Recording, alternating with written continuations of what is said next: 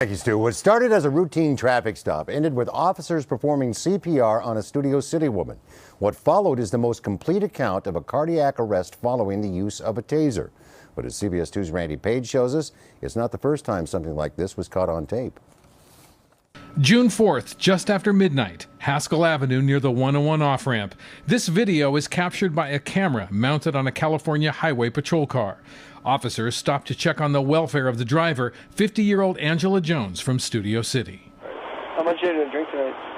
Nothing. What about medication or drugs?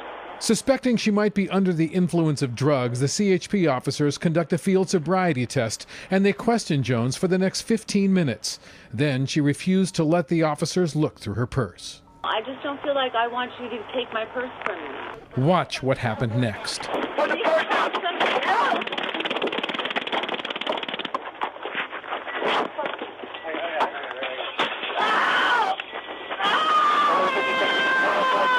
1035 Haskell north of off the 101.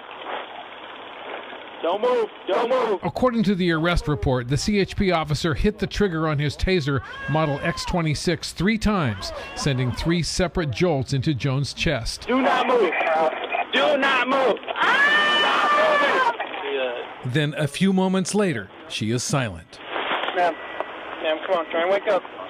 They pulled her out of the car, placed her on the sidewalk, and realized she wasn't breathing. Subject is unresponsive. One officer began performing CPR, and Angela Jones came back to life. She is extremely lucky to be alive. Heart surgeon Dr. Kathy Magliato is president of the American Heart Association for Greater Los Angeles. I think it's really critically important that law officers understand that this taser is a weapon and it can kill people. Keep your hands out of the pocket.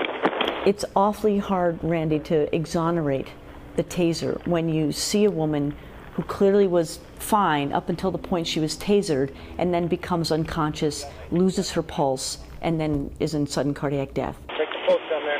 The camera rolls continuously for 40 minutes, and it is likely the most complete record of a cardiac arrest following the use of a TASER electronic control device. Most complete, but not the first time an event like this was caught on tape. It was March of 2008, Charlotte, North Carolina. Store security cameras captured 17-year-old Daryl Turner as a police officer deployed a TASER model X26 following an argument with the store manager. The teenager collapsed just off camera and died. Pasadena attorney John Burton represented the Turner family in a civil trial that resulted in a jury award of $10 million.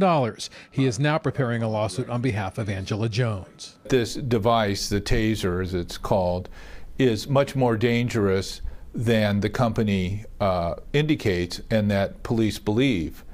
And especially when it's shot in the chest, the electric current can take over the heart rhythm and cause cardiac arrest. TASER International disputes this claim on their website, saying there is no reliable published data that proves TASER ECDs negatively affect the heart. TASER refers to medical studies that conclude its devices do not harm the heart. The preferred target zones can be seen highlighted in blue in this graphic. But in 2009, the company changed its targeting guidelines. This company video that's posted online instructs its users to avoid strikes to the chest. Minimizing the controversy of whether ECDs do or do not affect the human heart. The company which makes this device would say there's no evidence that it causes any problems with the heart. This is all about attorneys who want to make a lot of money in lawsuits. You would say? Absolutely not. Absolutely not. We have an article right here from Circulation, which comes out of one of the most prestigious cardiovascular journals in the country, that's put out by the American Heart Association. And this article discusses 8 cases where people were tasered, went into this ventricular fibrillation rhythm, 7 of which died. So how can you tell me that using a taser is completely benign, especially when we have it on videotape?